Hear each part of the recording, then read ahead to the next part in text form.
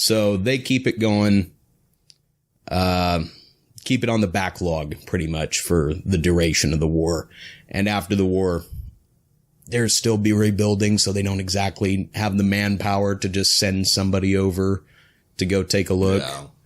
Voyager comes home. Nemesis takes place. We all get to see what goes on with that in the films. And soon afterwards, a Borg cube, and stop me if this one sounds familiar, a wrecked Borg cube makes its way drifting through the Alpha Quadrant and is intercepted by Starfleet. And they end up kind of just mooring it in dead space. And it's kind of sitting there. And they want to get a good look at it because this is a really golden opportunity to take a look at some Borg technology.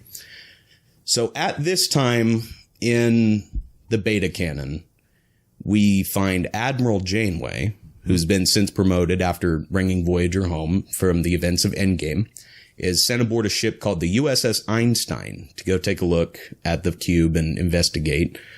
Turns out the Borg, being the crafty devils that they are, were only pretending to be dead and end up assimilating the entire crew, Janeway herself included. Okay. Janeway is, at that point, converted to the new Borg Queen. Okay. And the entire onslaught of the Federation begins from there. The Einstein is assimilating ships left and right. Before you know it, it has completely engulfed the entire planet of Pluto and converted it into its own mass, thus making it the largest cube, if not the largest ship that the Federation has ever seen. I believe you mean dwarf planet Pluto. I don't agree with the politics, man. No, okay. They taught me Mercury through Pluto. It's Pluto, man. It's always a planet in my heart. Yeah, I was well into my 20s when they did that. So I was like, yeah, you're not. Yeah, get out of here with that. You're not. Yeah, I'm too old to start changing things. Hashtag Pluto's a planet. Get it back in the rotation. So that's all very interesting. Right. Kind of flies in the face of what we think we know about the Borg Queen. Of course, what's been established since wouldn't have been in this. Right.